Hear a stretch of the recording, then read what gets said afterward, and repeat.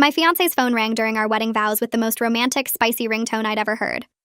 I was standing at the altar, crying happy tears, looking into the eyes of the man who made me feel seen like nobody ever had.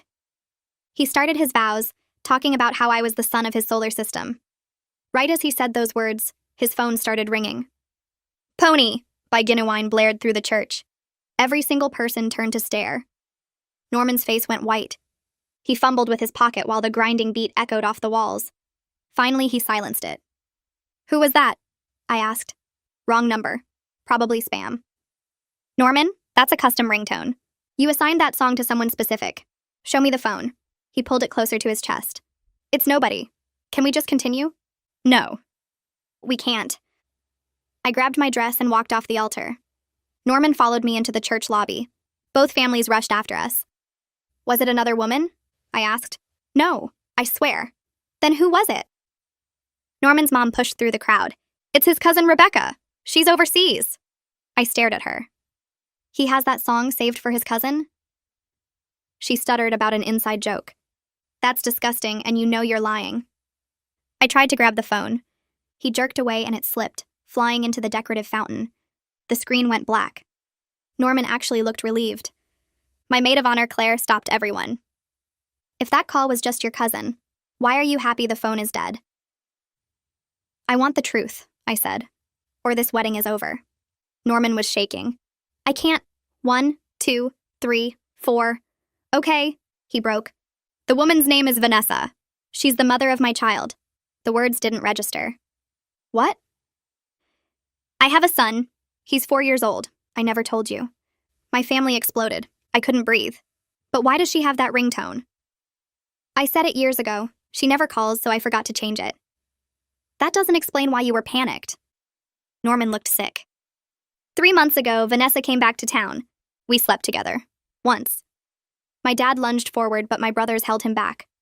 "Why was she calling you today?" His mother answered. "She's pregnant."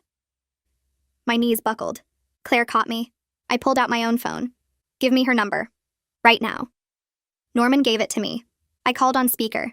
The lobby went silent. "Hello?" A woman's voice answered. "This is Norman's fiancé. I'm at the altar right now. Is it true?" Long pause. "He didn't tell you?" "Tell me what?" Vanessa laughed, tired. "I'm not pregnant." "I called to warn you. Norman's been telling people I am, so he has an excuse to stay connected to me. He's been showing up at my apartment for months saying he wants to be a family again. I told him I'd call you if he didn't stop." "So there's no second pregnancy?" "No. But everything else is true. The son, the affair, all of it." I hung up. Norman started talking fast. "Baby, I can explain. You lied about a pregnancy to cover up stalking your ex?" "It wasn't stalking.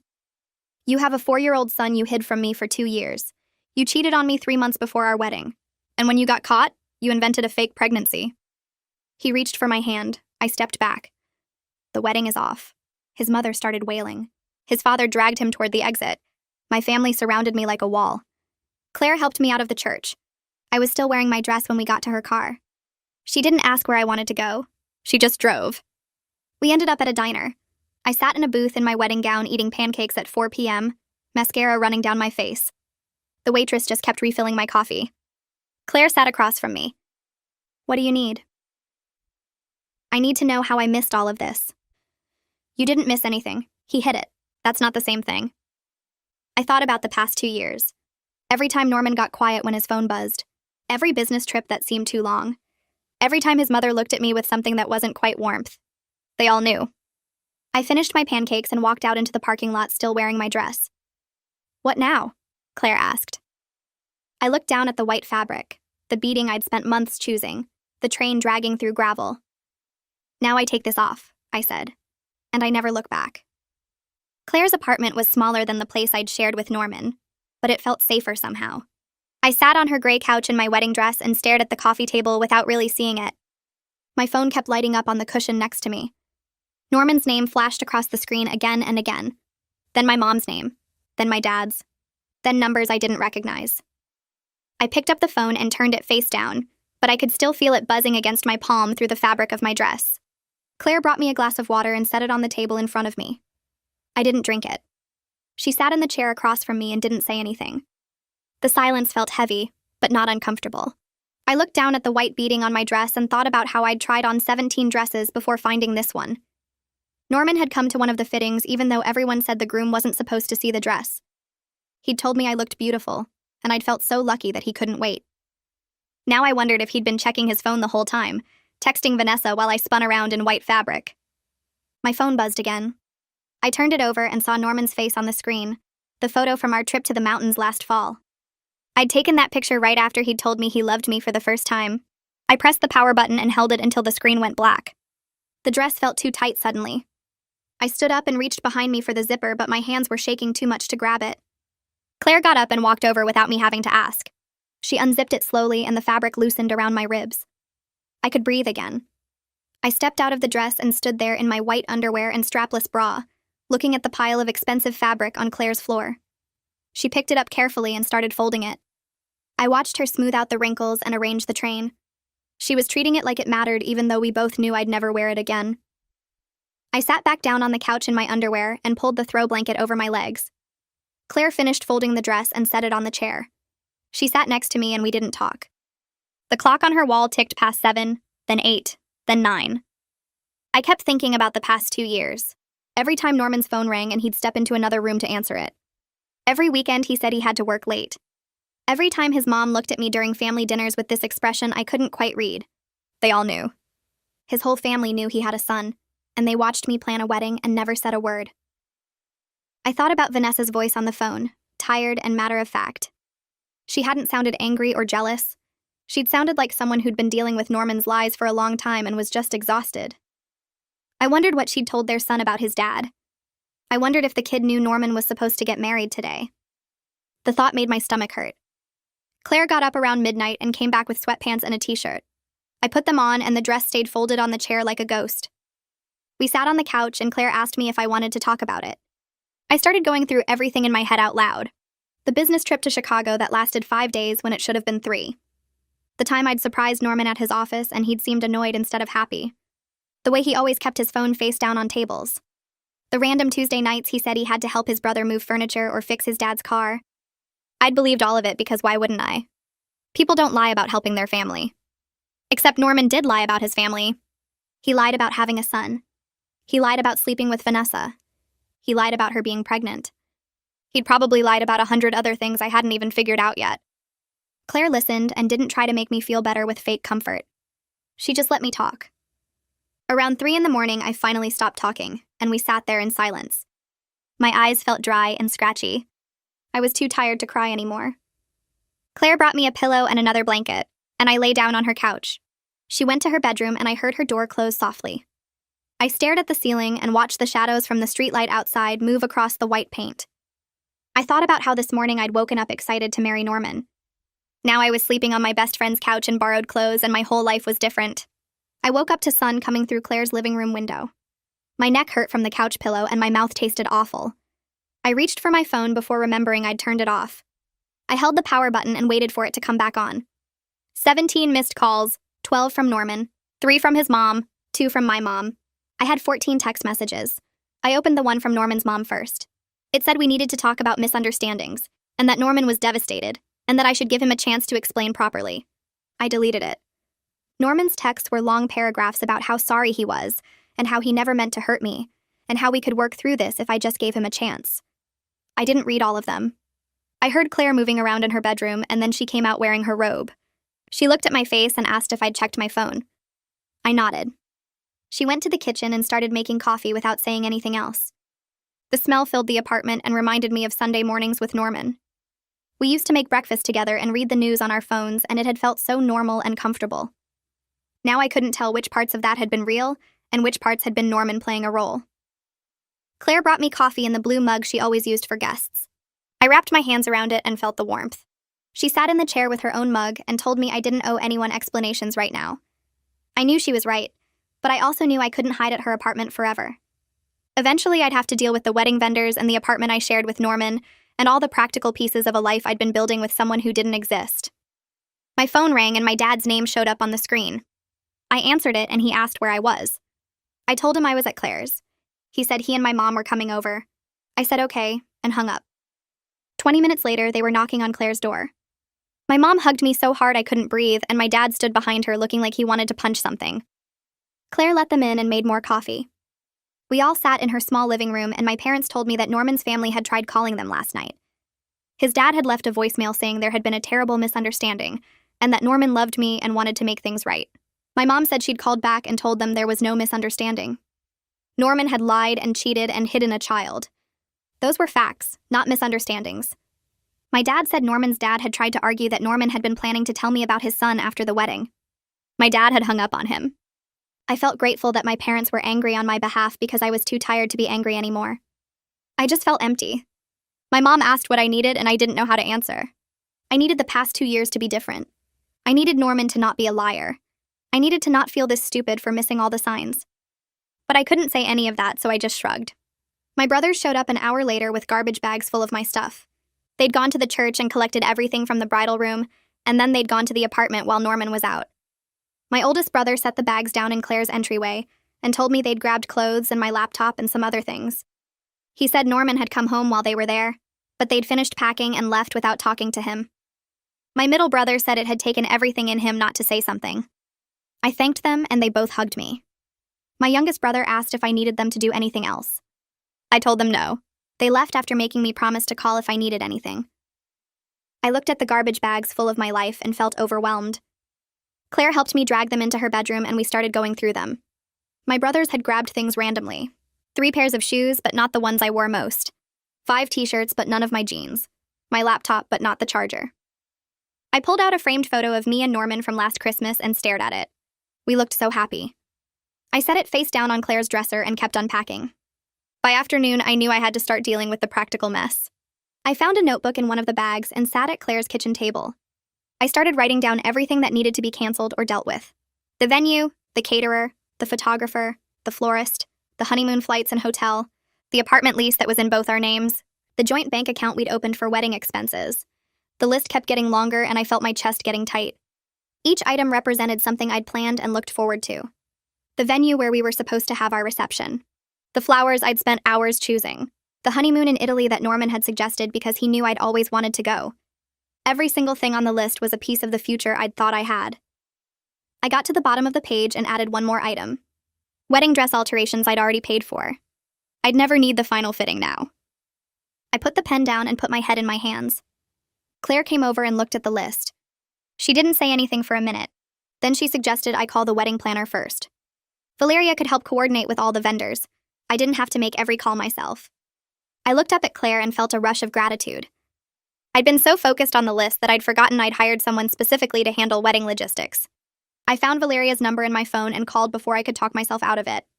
She answered on the second ring and said my name like a question. I told her the wedding was canceled and I needed help dealing with the vendors. There was a pause, and then her voice came back softer. She said she'd heard what happened. One of the guests had called her yesterday to ask about getting their gift back. Valeria said she was so sorry and she wanted to help however she could. I felt my throat get tight, but I didn't cry. I told her about the list and asked if she could handle contacting everyone. She said most vendors had cancellation policies in their contracts. Some deposits would be lost, but she'd do her best to minimize the damage. She asked if I could write a brief statement she could share with the vendors so she didn't have to explain the details over and over. I said yes and thanked her. She told me to send the statement whenever I was ready, and that she'd start reaching out to vendors this week.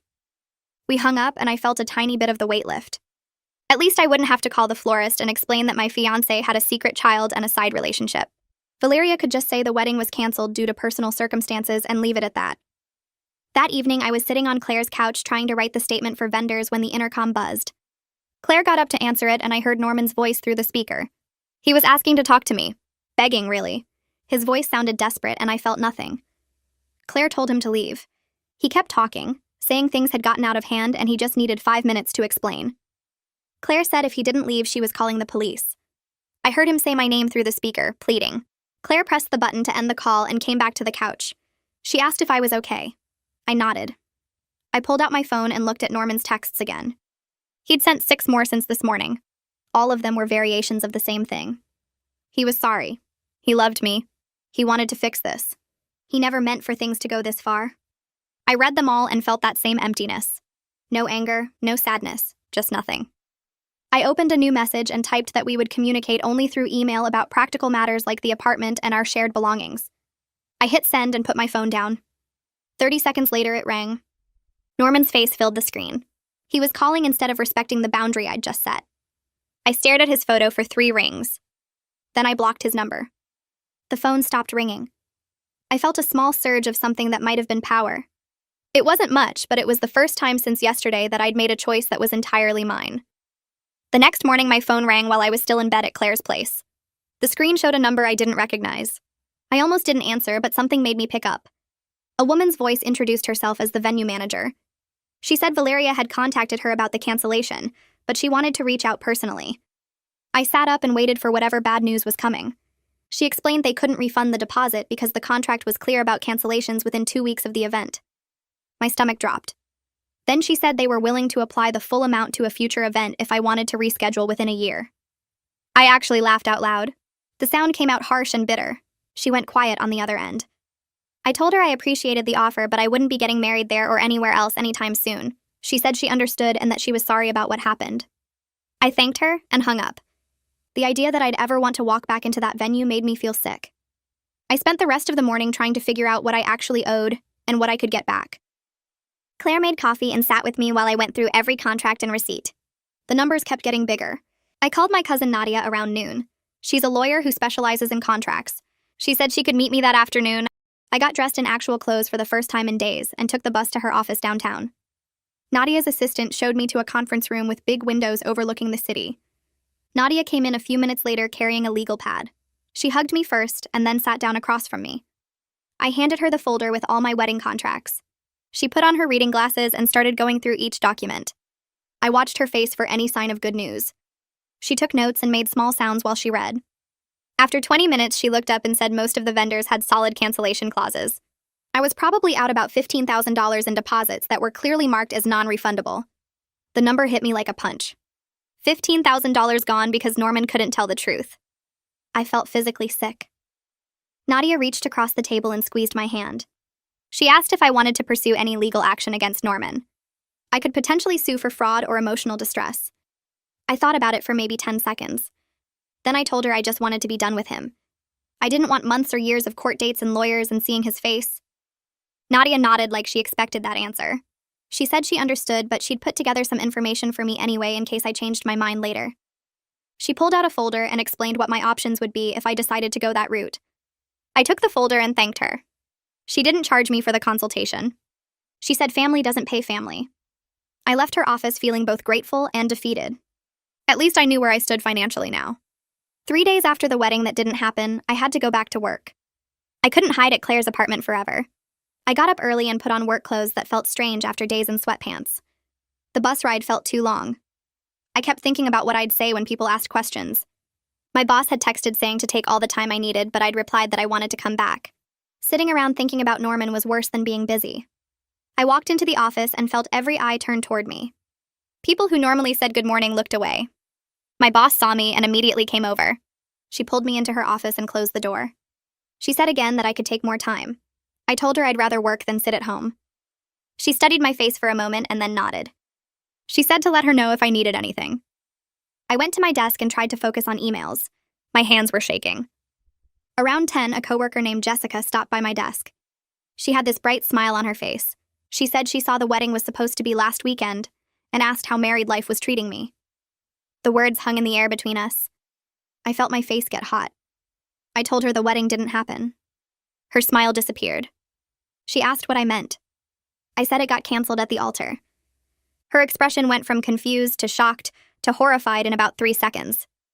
She started apologizing and backing away from my desk. I told her it was fine, but she kept saying sorry. Other people nearby had heard. I could feel them staring. I wanted to disappear into the floor. Jessica finally left, and I put my head down and pretended to work. The rest of the day crawled by with people either avoiding me completely or giving me sad looks. I'd never been so happy to leave work in my life. That evening, I was scrolling through social media when a message popped up from someone named Milo. The name seemed familiar. I clicked on his profile and recognized him from pictures with Norman in college. My first thought was that he was reaching out to defend Norman or make excuses. The message said he needed to talk to me about something important. He said it was about Norman and he knew I probably didn't want to hear from any of his friends right now. But he promised he wasn't reaching out to defend him. Something about the way he wrote it seemed genuine, not like he was making excuses. I stared at the message for a long time. Finally, I wrote back asking what he wanted to talk about. He replied almost immediately. He said it would be better to meet in person if I was willing. He suggested a coffee shop downtown.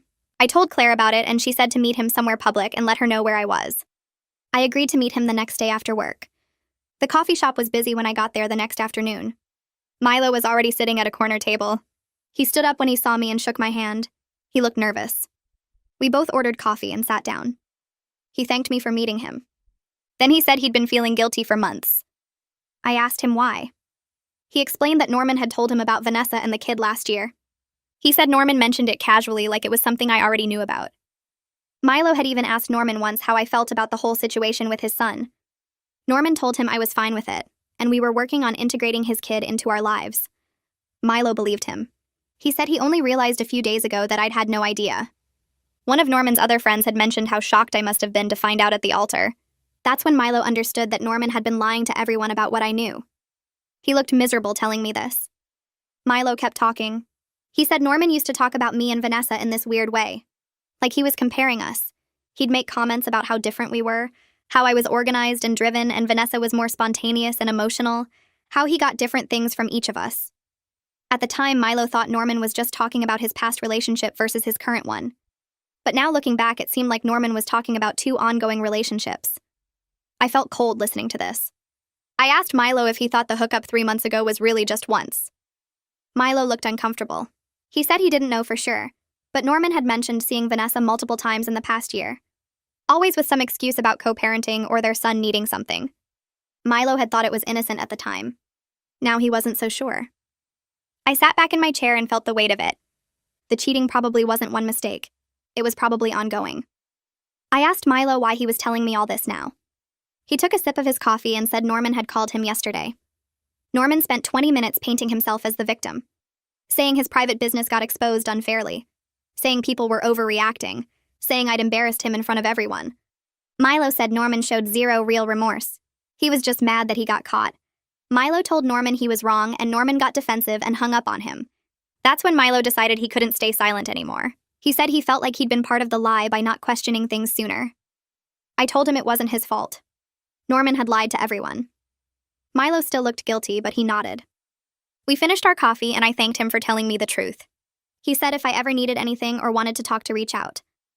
I left the coffee shop feeling worse than when I'd arrived. Every new piece of information just showed me how blind I'd been.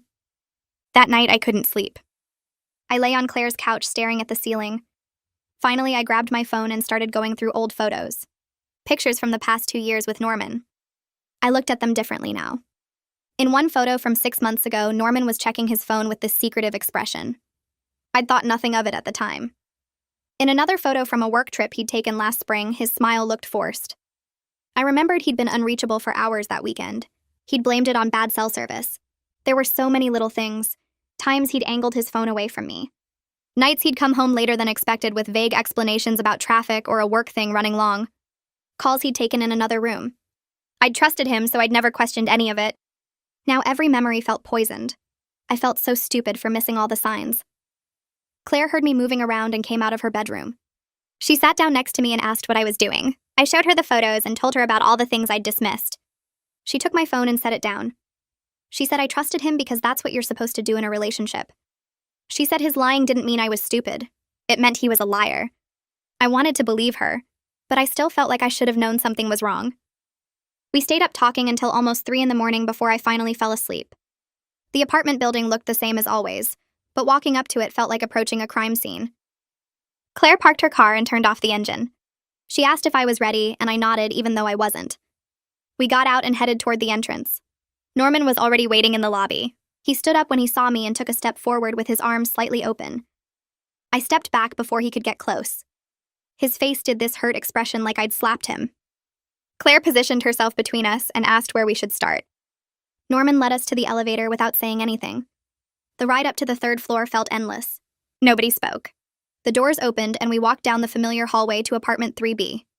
Norman unlocked the door and I stepped inside a space that used to feel like home. Now it just felt like a place full of lies. I'd brought empty boxes and trash bags. Claire set them down by the door. Norman cleared his throat and started talking about how we should discuss things. I cut him off and pointed at the boxes. I told him we were here to divide belongings, not talk. He kept going anyway. He said he'd been scared to tell me about his son because he thought I'd leave. I stared at him. I told him I would have understood about a child from a previous relationship. Lots of people have kids from past relationships. Requested Reds is on Spotify now. Check out link in the description or comments. But lying for 2 years was different. Cheating 3 months before our wedding was different. Norman actually tried to argue that the cheating just happened because Vanessa was emotional about co-parenting issues. Like that was supposed to make it better. Like being emotional was an excuse to sleep with your ex. Claire stepped forward and told Norman to stop making excuses. She said he needed to focus on dividing belongings, or she was calling my brothers to come handle it. Norman's face went pale at the mention of my brothers. He finally shut up. We spent the next 2 hours sorting through everything in complete silence. I moved through the apartment picking up items that were clearly mine. My books, my clothes, my grandmother's quilt. Norman kept trying to make eye contact, but I refused to look at him. Every item I touched reminded me of some moment in our relationship that turned out to be fake. The coffee mug I'd bought him for his birthday. The throw pillows we'd picked out together. The framed photo from a trip where he'd probably been texting Vanessa the whole time. I left everything we'd bought together. I didn't want any of it. Norman tried to insist I take the coffee maker we'd picked out on a vacation to the mountains. I snapped that I didn't want anything that would make me think of him every morning. He set it down and didn't argue. By the time we finished, I had 3 boxes of stuff. That's all I was taking from 2 years of living together. 3 boxes. Claire helped me carry them down to her car. Norman followed us and tried to say something as we loaded the trunk. I slammed it shut and got in the passenger seat without responding. Claire drove away, and I watched the building disappear in the side mirror. My mom called me that evening while I was unpacking at Claire's place. She sounded tired. She told me that Norman's mother had called her suggesting a meeting between our families to find a path forward. I almost laughed. My mom said she'd politely told Norman's mother that wouldn't be happening and asked her not to contact us again. The fact that his mom still thought there could be a path forward showed she understood nothing. There was no path. There was no forward. There was just a way. I thanked my mom and she asked how I was really doing. I told her I didn't know yet. She said that was okay and that she loved me. After we hung up, I sat on Claire's couch and realized I hadn't slept properly in days. Every time I closed my eyes, I saw Norman at the altar. I saw his face when the phone rang. I saw his mother lying. I saw everything unraveling in front of 200 people. Claire suggested I talk to someone and gave me the number for Charlotte King, a therapist she'd heard good things about. I called the next morning and got an appointment for that afternoon. Charlotte's office was in a quiet building downtown. She was younger than I expected, maybe early 40s, with kind eyes and a direct way of speaking. She asked what brought me in, and I told her the whole story. She listened without interrupting. When I finished, she asked what I needed to feel safe again. Not what happened or how I felt about it. What I needed to feel safe. The question caught me off guard. I admitted I was having trouble sleeping. She asked what was keeping me awake, and I said I kept replaying the moment at the altar over and over. She nodded and asked what I was looking for in those replays. I said I was trying to figure out how I missed everything. Charlotte leaned forward slightly and told me that wasn't the right question. The right question was why Norman chose to deceive me. She said I was angrier at myself than at him, and I needed to redirect that anger where it belonged. I felt tears starting and tried to stop them. Charlotte handed me tissues and said it was okay to be angry at myself, but I needed to understand that Norman deliberately deceived me. His deception said nothing about my intelligence or worth. It said everything about his character. We talked for the full hour, and I left feeling slightly less like I was drowning. The photographer emailed 2 days later. She said she still expected payment for the day even though the wedding didn't happen. She'd shown up and taken pictures of the ceremony before it fell apart. Her invoice was attached. I stared at the number and felt sick. I forwarded the email to Valeria and asked if there was anything she could do. Valeria called me within an hour. She said she'd reached out to the photographer and negotiated a reduced rate. The photographer could still use the pre-ceremony photos for her portfolio, so she was willing to accept 60% of the original cost. It was better than nothing. I agreed and thanked Valeria for handling it. She said she was sorry about everything and hoped I was taking care of myself. I said I was trying. That night, I made the mistake of checking social media. Norman had posted a status about going through a difficult time and learning from mistakes. Several people who didn't know what happened had commented with support. Someone wrote that everyone makes mistakes, and growth is what matters. Another person said they were proud of him for being vulnerable. I stared at the screen, feeling my blood pressure rise. He was painting himself as someone going through a hard time, not someone who'd lied and cheated and destroyed someone else's life. I wanted to comment and tell everyone the truth. I wanted to share screenshots of our text exchanges. I wanted to expose every lie. But I closed the app instead. Claire was right when she said engaging with him would only make things worse. He wasn't worth my energy anymore. I closed the app and put my phone face down on Claire's coffee table. She looked up from her laptop where she'd been working on something and asked if I was okay. I told her I was done looking at his stuff, done caring what story he told himself to sleep at night. She nodded and said that was probably healthy. Then she suggested something that caught me off guard. She said I should write out everything I wanted to say to Norman but never send it, just to get all the feelings out of my head and onto paper. I stared at her for a second because it seemed too simple to actually help, but she insisted it worked for her after a bad breakup years ago. She grabbed a notebook from her desk drawer and handed it to me with a pen. I took it and sat cross-legged on the couch, staring at the blank page for a while before I started writing. Once I started, I couldn't stop. I filled 7 pages with anger and hurt and questions I'd never get answers to. I wrote about the moment at the altar when everything shattered. I wrote about feeling stupid for missing signs that seemed obvious now. I wrote about his mother's lies and his fake pregnancy excuse and how he tried to hug me at the apartment like nothing had happened. I wrote things I wished I'd said when he was making excuses, sharp words that felt good to put on paper even if he'd never hear them. When I finished, my hand was cramping and my eyes were burning, but I felt lighter somehow. Claire asked if I wanted to keep the pages or get rid of them, and I said I wanted them gone. She led me to her fireplace and handed me a lighter. I watched the pages curl and blacken in the flames, and it felt surprisingly good to see all those words turn to ash. My dad called the next morning and asked if I wanted to get lunch. I said yes because I knew he was trying to help, even though neither of us really knew what to say about everything. We met at a sandwich place near his office, and he looked tired when he sat down across from me. He started talking before I could even open my menu. He apologized for not seeing through Norman, said he seemed like such a good guy who treated me well. His voice cracked a little when he said he should have known something was wrong. I reached across the table and put my hand on his. I told him Norman fooled everyone, not just me. I said Norman was good at lying. That was the whole problem. My dad nodded, but I could tell he still felt bad about it. We talked about other things while we ate, normal stuff about work and my brothers and my mom's new garden project. It felt good to have a conversation that wasn't entirely about the disaster at the altar. When we finished eating, my dad paid the check and hugged me in the parking lot. He said he was proud of how I was handling everything, and that helped both of us feel less guilty about missing the signs. I ran into one of Norman's cousins at the grocery store 3 days later. I was reaching for cereal when I heard someone say my name. I turned and there she was, looking uncomfortable but walking toward me anyway. She said she'd been thinking about me and wanted to check how I was doing.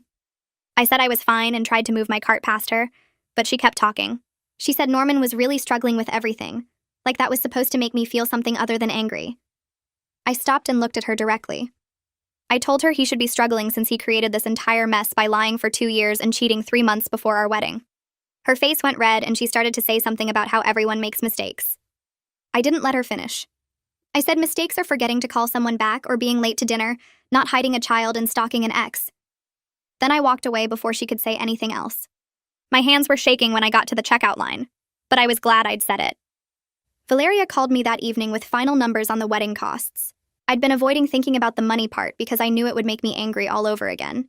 She went through each vendor and what they'd agreed to. The venue kept half the deposit. The caterer kept $1,000. The photographer took 60% like we'd negotiated. The florist kept everything because flowers had already been ordered. When she finished adding it up, she said I was losing about $12,000 total. It was less than I'd feared when I first started canceling things, but it was still a huge financial hit that made me want to scream. $12,000 gone because Norman couldn't tell the truth. Valeria said she was sorry and that she'd done everything she could to minimize the losses. I thanked her for all her help and hung up.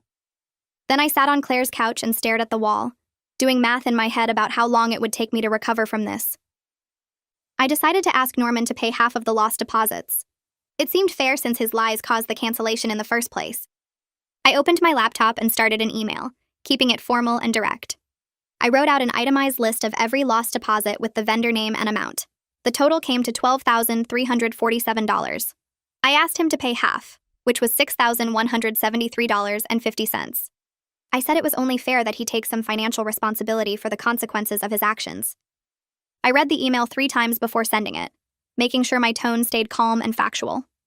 His response came back 2 hours later. It was long, way longer than it needed to be. He wrote about how he was already financially stressed from lawyer fees for the custody situation with Vanessa. He said he was barely making rent right now and couldn't afford to pay me anything.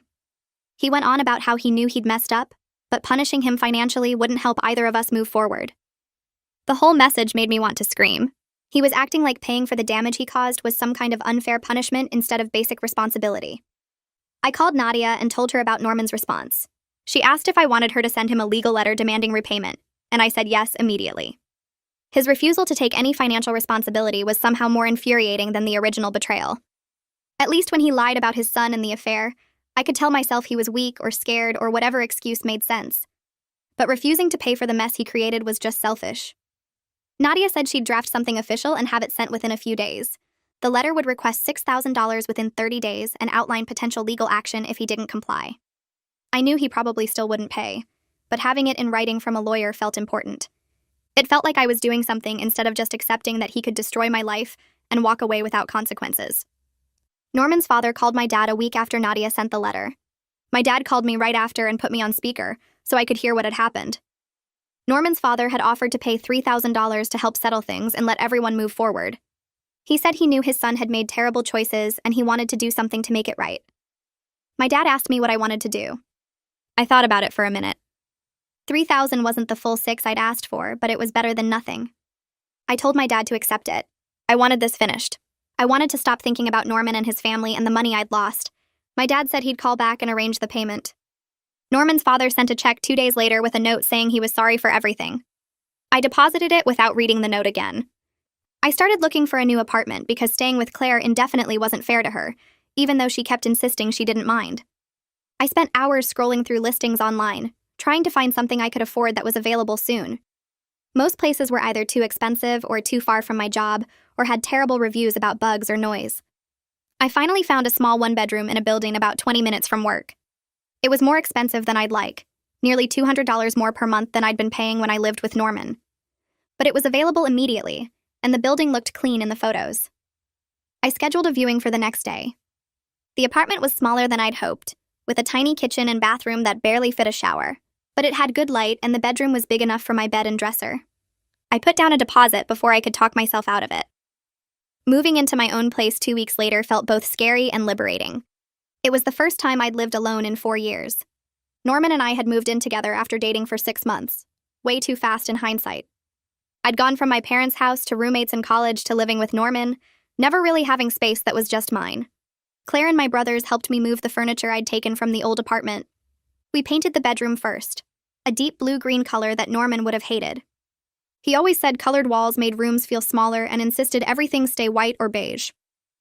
I bought 3 plants at the hardware store, the kind Norman said were too much work because they needed regular watering. I put them on the windowsill and felt like I was reclaiming small choices as my own. I had a session with Charlotte the day after I finished unpacking. She asked how I was feeling about the new apartment, and I told her it was strange but good. Then I admitted something I'd been thinking about a lot. I said I felt like I'd wasted 2 years of my life on someone who didn't deserve it. Charlotte leaned forward and asked why I thought it was wasted. I said because I could have been with someone honest, someone who actually wanted to build a real life with me. She nodded and then reframed it completely. She said those 2 years taught me what I actually need in a partner, what red flags to watch for, what boundaries matter. She said I learned I'm strong enough to walk away even when it's hard and public and embarrassing. I wasn't totally convinced yet, sitting there in her office trying to see 2 years of lies as some kind of learning experience. But I was starting to see that this experience taught me important things about boundaries and trust, things I probably couldn't have learned any other way. My brothers showed up the next Saturday morning with a truck and way too much energy for 8 a.m.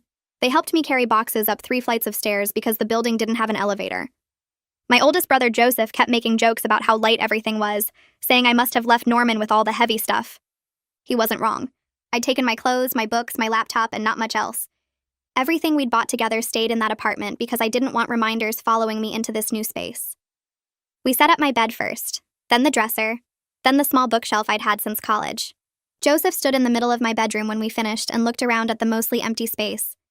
He put his hand on my shoulder and told me he was proud of how I was handling everything. I felt my throat get tight because I hadn't been sure I was handling anything well at all. He said most people would still be falling apart, but I was already building something new. My other brothers nodded, and one of them said I was tougher than Norman ever deserved. Their support hit me harder than I expected because I'd felt so alone in this whole mess, even with Claire helping me. Having my brothers there, moving furniture and making stupid jokes and telling me they were proud, made me feel less like I was drowning. 3 weeks into living alone, I woke up one morning and realized I'd slept through the entire night without waking up anxious. It was the first time since the wedding that I hadn't jolted awake at 3 a.m., replaying the moment Norman's phone rang. I lay in bed staring at my ceiling and thought about my day yesterday. I'd gone to work, came home, made dinner, watched a show, went to bed. Not once had I thought about Norman. Not once had I checked his social media or wondered what he was doing or imagined what I'd say if I ran into him. A whole day had passed and he hadn't crossed my mind even one time. It felt like a small thing but also huge, like I was finally reclaiming space in my head that he'd been taking up for months. I got up and made coffee in my tiny kitchen, and even that felt different somehow. Lighter. Like the apartment wasn't just mine physically, but mine mentally too. A place where Norman didn't exist anymore. Vanessa sent me a message on social media a few days later asking if we could talk. I stared at the message for a long time, trying to decide if I wanted to open that door. Part of me was curious about her side of everything, but another part just wanted to move on and forget the whole situation existed. I finally responded saying I'd meet her for coffee, mostly because I wanted to understand how Norman had managed to lie to both of us so completely. We met at a place near my new apartment on a Tuesday afternoon. She was already there when I arrived, sitting at a corner table looking nervous. She stood up when she saw me and immediately apologized, saying she had no idea Norman was engaged until she saw the wedding announcement online. She'd thought he was single and genuinely trying to be a better co-parent. I sat down across from her and ordered coffee, studying her face to see if she was lying. She looked tired and sad and honest. She explained that Norman had shown up at her apartment one day saying he wanted to be more involved in their son's life.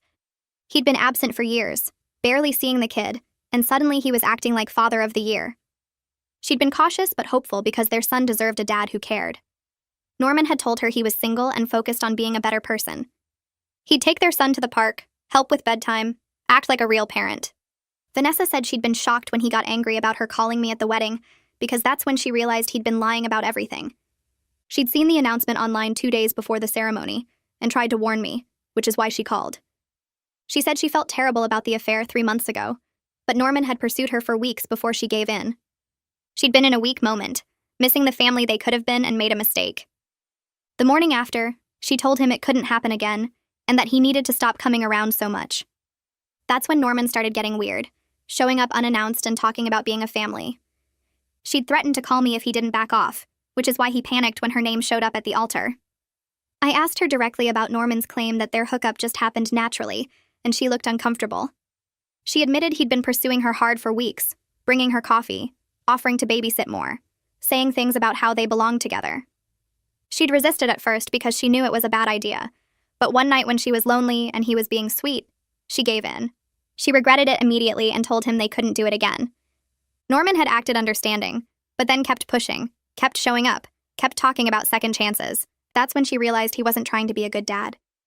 He was using their son as an excuse to get back into her life. She told me she'd been relieved when I called her during the wedding because it forced everything into the open.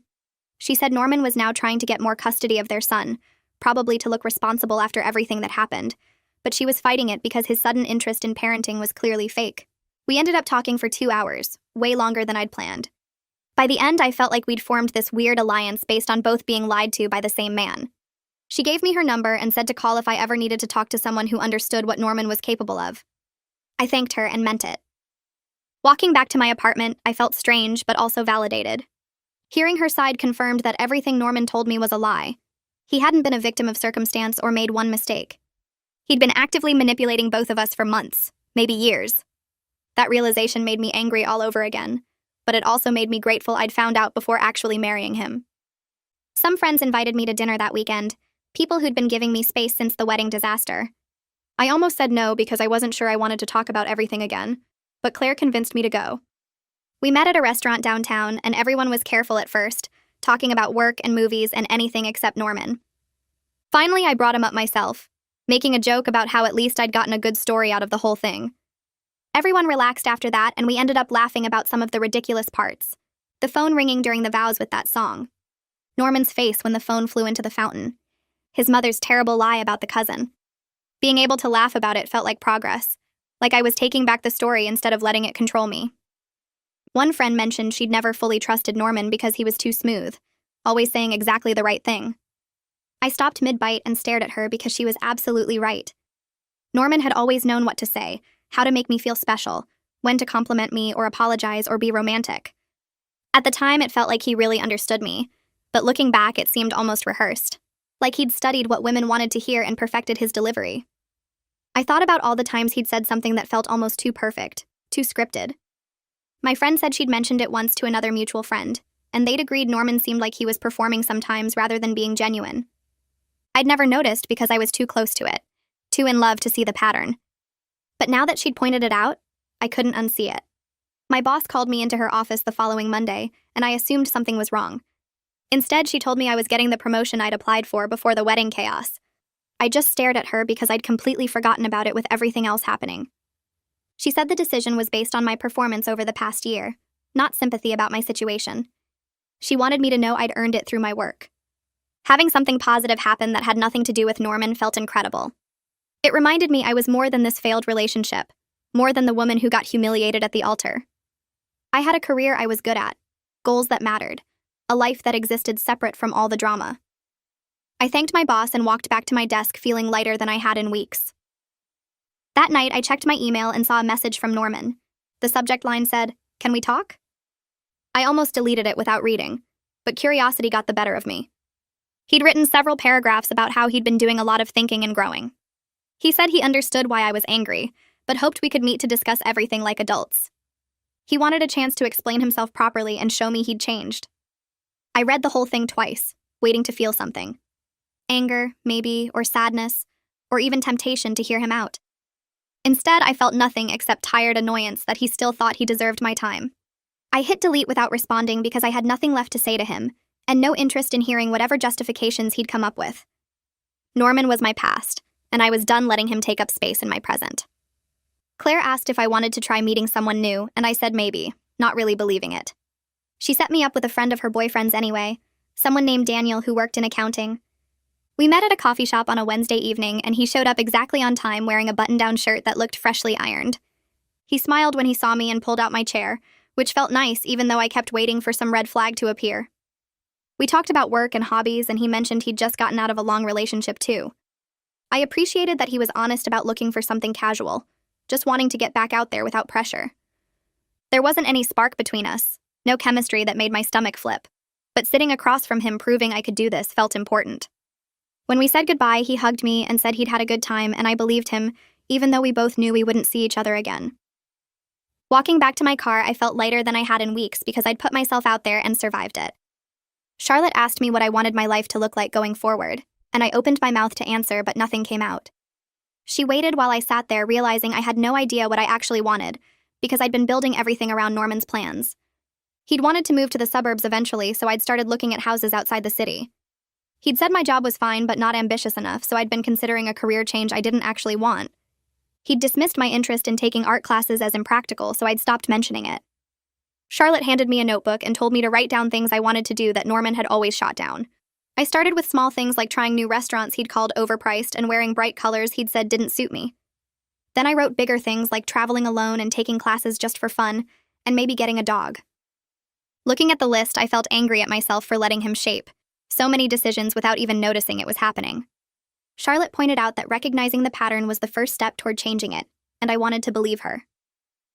I signed up for a pottery class at a community center near my apartment. Norman had made fun of the idea years ago when I'd mentioned wanting to try it, calling it a midlife crisis cliché for women who watch too many romantic movies. Now I sat at a pottery wheel with clay spinning under my hands and didn't care what he would have thought. The instructor showed us how to center the clay and apply pressure to shape it, and my first 3 attempts collapsed into lumpy messes. The woman next to me laughed at her own failed bowl, and I found myself laughing too, both of us covered in clay dust and completely focused on something that had nothing to do with our regular lives. Making things with my hands and watching them take shape helped quiet the thoughts that still popped up sometimes about what I could have done differently. By the end of class, I had a wobbly bowl that leaned slightly to one side, and I loved it because I'd made it myself without anyone telling me it was silly or impractical. My mom called to tell me that Norman's mother had reached out again through a mutual friend from church. She'd asked if there was any chance of reconciliation, suggesting we could all sit down and talk things through like adults. My mom had shut it down immediately, telling the friend that there was nothing to discuss and asking her not to pass along any more messages. Hearing my mom protect that boundary so I didn't have to made me want to cry with gratitude. She said Norman's mother seemed to think enough time had passed for everyone to move on, which showed how little she understood about what her son had done. I thanked my mom for handling it, and she said she'd handle it every single time if she needed to, because I deserved to heal without being bothered. I was at the gym on a Saturday morning when I noticed a couple in the park across the street setting up for wedding photos. The bride wore a flowing white dress and the groom kept making her laugh while the photographer adjusted lighting. 6 months ago, seeing that would have destroyed me, would have sent me home to cry about everything I'd lost. Instead, I felt relieved that I wasn't tied to someone who didn't respect me enough to be honest. The shift in my reaction caught me off guard because I hadn't noticed the healing happening gradually. I finished my workout and walked past the park on my way home, watching the couple pose under trees, and felt genuinely happy for them, instead of bitter about my own failed wedding. Milo texted asking how I was doing and mentioning he'd run into Norman at a mutual friend's birthday party. He said Norman had been telling people we broke up because we wanted different things out of life, which was technically true but deliberately misleading. I laughed at the audacity of Norman rewriting history to make himself look better, and told Milo I didn't care what story Norman told himself as long as he stayed away from me. Milo said Norman had looked uncomfortable when someone asked about me and changed the subject quickly. I appreciated Milo keeping me updated but told him he didn't need to report back anymore because Norman was my past, and I was done letting him take up space in my thoughts. I booked a solo weekend trip to a beach town I'd always wanted to visit. Norman had said it looked boring when I'd shown him pictures years ago, just a small coastal village without fancy resorts or nightlife. Now I drove there alone on a Friday afternoon and checked into a tiny bed and breakfast that overlooked the water. I spent Saturday on the beach with a book, letting the sun warm my face and the sound of waves drown out everything else. Nobody knew where I was, and I didn't have to check in with anyone or compromise on what I wanted to do. I ate dinner at a seafood restaurant by myself, and the waitress didn't look at me with pity, just brought me wine and asked if I wanted dessert. Sitting there watching the sunset over the ocean, I felt more peaceful than I had in months, maybe years. The trip reminded me that I could make myself happy without needing someone else to validate my choices. Charlotte pointed out during our session that I was smiling more lately, and the tension I'd carried in my shoulders for months had eased. I hadn't noticed the change happening, but she was right. I felt lighter without the weight of Norman's lies, and the constant low-level anxiety I didn't even know I'd been carrying throughout our relationship. She asked what had shifted, and I told her about the pottery class and the beach trip, and being able to see wedding photos without falling apart. Charlotte said those were all signs of genuine healing, not just time passing, but actual growth happening. I left her office feeling proud of myself for the first time in a long time, proud that I'd done the hard work of processing everything instead of just burying it. Vanessa texted asking if I wanted to meet for coffee again, and I said yes. We met at the same place as before, and she told me Norman's request for increased custody had been denied. The court found his motivations questionable since he'd suddenly become interested in more parenting time right after our wedding fell apart. Vanessa seemed relieved, and so was I, knowing his attempt to look responsible had backfired. She said he'd been angry about the decision, and tried to blame her for turning the court against him. I shook my head because of course he'd found a way to make himself the victim, instead of taking responsibility. Vanessa and I talked for over an hour about our separate experiences with Norman's manipulation, and it felt good to compare notes with someone who understood exactly what he was capable of. 6 months after the altar incident, I met Claire for dinner at our favorite restaurant. She reminded me how devastated I'd been that first night at the diner, still wearing my wedding dress and unable to stop crying. Looking at where I was now felt almost unreal. My own apartment that I'd decorated exactly how I wanted. A promotion at work that proved my worth had nothing to do with Norman. New hobbies that brought me genuine joy. Genuine peace that came from knowing I'd escaped something that would have made me miserable. Claire raised her glass and said she was proud of me for not just surviving but actually thriving. I clinked my glass against hers and meant it when I said I couldn't recognize that broken person I'd been 6 months ago, because I'd become someone stronger. I was pushing my cart down the paint aisle at the hardware store when I saw him. Norman's father stood near the brushes, holding a can of wood stain and looking like he wanted to disappear. Our eyes met, and he couldn't pretend he hadn't seen me. He set down the can and walked over, his shoulders tight. He said he was sorry for everything his son put me through. The words came out stiff, but they seemed real. I thanked him for the partial payment of the deposits and told him I was doing well, which surprised me because it was actually true. He nodded and looked relieved, like he'd been carrying that apology around for months. We stood there for another few seconds in awkward silence before he picked up his wood stain and headed toward the registers. I finished my shopping and drove home feeling lighter than I expected. My youngest brother called me on a Tuesday night and asked if we could meet for coffee. I knew something was up because he sounded nervous. We met at the cafe near my apartment, and he fidgeted with his cup for 5 minutes before finally telling me he got engaged. His girlfriend Hannah had said yes over the weekend, and they were already starting to plan. Then he asked if I'd be okay attending wedding planning events after what happened to me. I reached across the table and grabbed his hand. I told him I was genuinely happy for him and wouldn't let my experience cast any shadow on his celebration. He looked so relieved his eyes got watery. I meant every word because watching him glow when he talked about Hannah reminded me what real love actually looked like. We spent the rest of the evening looking at venue photos on his phone, and I felt nothing but joy for him. My boss asked me to find a photo from our company retreat 2 years ago for a presentation. I opened my laptop and started scrolling through old files. That's when I found them. Pictures from when Norman and I first started dating. There we were at that restaurant he took me to on our 3rd date. Another one of us at the beach where he told me he was falling for me. I stared at the screen waiting for the pain to hit. Instead, I felt mostly nothing. Just a vague sense of looking at strangers. I mentioned it to Charlotte during our next session, and she said that was the truest sign of moving on. Not hate, just lack of emotional charge. She was right. Those photos could have been of anyone. Saturday morning, I sat in my favorite chair by the window, the one with the bright blue cushions that Norman said clashed with everything. I was drinking coffee and watching people walk their dogs in the park across the street. Sun came through the window and warmed my face. I had nowhere to be and nothing I had to do for anyone else. My apartment was decorated exactly how I wanted. My schedule was mine. My choices were mine. I realized I was genuinely happy with my life exactly as it was. The wedding that didn't happen turned out to be the best thing that could have happened, even if I couldn't see it at the time. It freed me to build a life that was completely mine. I took another sip of coffee and smiled at how far I'd come from that girl crying in a wedding dress at a diner. This version of me was so much stronger. Well, that wraps up whatever this was. If you stayed until the end, I assume curiosity got the best of you. Might as well come back next time and see if I top it.